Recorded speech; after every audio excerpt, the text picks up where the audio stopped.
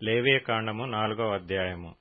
మరియు యెహోవా మోషేకు ఈలాగు సెలవిచ్చెను, నీవు ఇశ్రాయేలీయులతో ఇట్లనుము, యెహోవా ఆజ్ఞలన్నిటిలో దేని విషయమైనను ఎవరైనా పొరబాటున చేయరాని కార్యములు చేసి పాపి అయిన ఎడల, ఎట్లనగా ప్రజలు అపరాధులగునట్లు అభిషిక్తుడైన యాజకుడు పాపము చేసిన ఎడల, తాను చేసిన పాపమునకై నిర్దోషమైన కోడెదూడను యెహోవాకు పాప పరిహారార్థ బలిగా అర్పింపవలెను.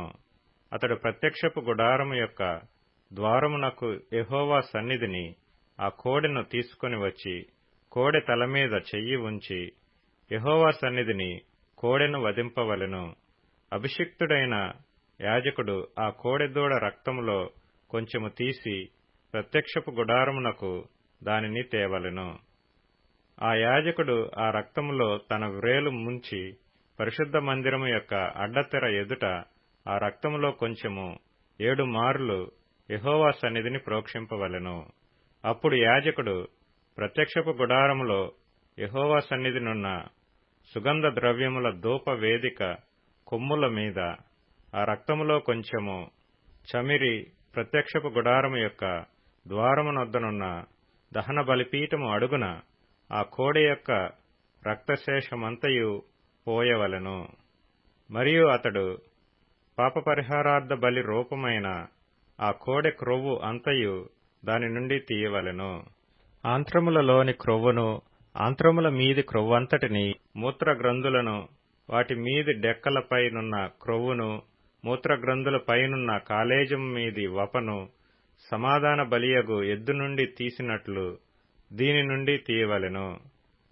యాజకుడు దహన బలిపీఠం మీద వాటిని ధూపము వేయవలెను.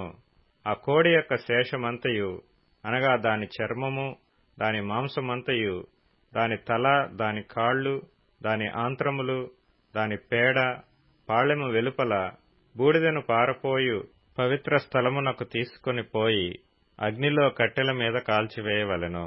బూడిద పారపోయే చోట దానిని కాల్చివేయవలెను. ఇశ్రాయేలీల సమాజమంతయు పొరపాటున ఏ తప్పిదము చేసి యెహోవా ఆజ్ఞలన్నిటిలో దేనినైనను మీరి చేయరాని పని చేసి అపరాధులైన ఎడల, వారు ఆ ఆజ్ఞకు విరోధముగా చేసిన ఆ పాపము తమకు తెలియబడినప్పుడు సంఘము పాప పరిహారార్థ బలిగా ఒక కోడె దూడను అర్పించి ప్రత్యక్షపు గుడారము యొక్క ద్వారమునకు దానిని తీసుకొని రావలెను. సమాజము యొక్క పెద్దలు యెహోవా సన్నిధిని ఆ కోడె మీద తమ చేతులుంచిన తరువాత యెహోవా సన్నిధిని ఆ కోడె దూడను వధింపవలెను. అభిషిక్తుడైన యాజకుడు ఆ కోడె యొక్క రక్తములో కొంచెము ప్రత్యక్షపు గుడారములోనికి తీసుకొని రావలెను. ఆ యాజకుడు ఆ రక్తములో తన వ్రేలు ముంచి అడ్డతెర వైపున యెహోవా సన్నిధిని 7 మార్లు దాని ప్రోక్షింపవలెను. మరియు అతడు దాని రక్తములో కొంచెము ప్రత్యక్షపు గుడారములో యెహోవా సన్నిధినున్న బలిపీఠపు కొమ్ముల మీద చమిరి ప్రత్యక్షపు గుడారము యొక్క ద్వారమునొద్దనున్న దహన బలిపీఠము అడుగున ఆ రక్తశేషమంతయు పోయవలెను. మరియు అతడు దాని క్రొవ్వు అంతయు తీసి బలిపీఠం మీద దహింపవలెను. అతడు పాప పరిహారార్థ బలియగు కోడెను చేసినట్లు దీనిని చేయవలెను. అట్లే దీని చేయవలెను. యాజకుడు వారి నిమిత్తము ప్రాయశ్చిత్తము చేయగా వారికి క్షమాపణ కలుగును. ఆ కోడెను పాళెము వెలుపలికి మోసుకొని పోయి ఆ మొదటి కోడెను కాల్చినట్లు కాల్చవలెను. ఇది సంఘమునకు పాప పరిహారార్థ బలి.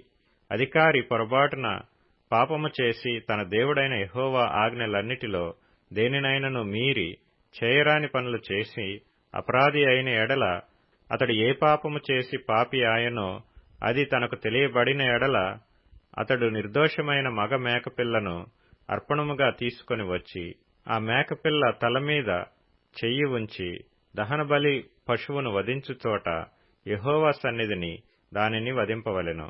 ఇది పాప పరిహారార్థ బలి. యాజకుడు పాప పరిహారార్థ బలి పశు రక్తములో కొంచెము తన వ్రేలితో తీసి దహన బలిపీఠము కొమ్ముల మీద చమిరి దాని రక్తశేషమును దహన బలిపీఠము అడుగున పోయవలెను. సమాధాన బలి పశువు యొక్క క్రొవ్వు వలె దీని క్రొవ్వంతయు బలిపీఠం మీద దహింపవలెను. అట్లు యాజకుడు అతని పాప విషయములో అతని నిమిత్తము ప్రాయశ్చిత్తము చేయగా అతనికి క్షమాపణ కలుగును. మీ దేశస్థులలో ఎవడైనను పొరబాటున పాపము చేసి చేయరాని పనుల విషయములో యెహోవా ఆజ్ఞలలో దేనినైనను మీరి అపరాధి అయిన ఎడల, తాను చేసినది పాపమని ఒకవేళ తనకు తెలియబడిన ఎడల, తాను చేసిన పాపము విషయమై నిర్దోషమైన ఆడు మేకపిల్లను అర్పణముగా తీసుకుని వచ్చి పాప పరిహారార్థ బలి పశువు యొక్క తల మీద తన చెయ్యి ఉంచి దహనబలి పశువులను వధించు స్థలమున దానిని వధింపవలెను. యాజకుడు దాని రక్తములో కొంచెము వ్రేలితో తీసి దహన బలిపీఠపు కొమ్ముల మీద చమిరి దాని రక్తశేషమును ఆ పీఠము అడుగున పోయవలెను. మరియు సమాధాన బలి పశువు యొక్క క్రొవ్వును తీసినట్లే దీని క్రొవ్వంతటినీ తీయవలెను. యెహోవాకు ఇంపైన సువాసనగా యాజకుడు బలిపీఠం మీద దానిని దహింపవలెను. అట్లు యాజకుడు అతని నిమిత్తము ప్రాయశ్చిత్తము చేయగా అతనికి క్షమాపణ కలుగును. ఎవడైనను పాప పరిహారార్థ బలిగా అర్పించుటకు గొర్రెను తీసుకుని వచ్చిన ఎడల, నిర్దోషమైన దాని తీసుకుని వచ్చి పాప పరిహారార్థ బలియగు ఆ పశువు తల మీద చెయ్యి ఉంచి దహనబలి పశువులను వధించు చోటను పాప పరిహారార్థ బలియగు దానిని వధింపవలెను.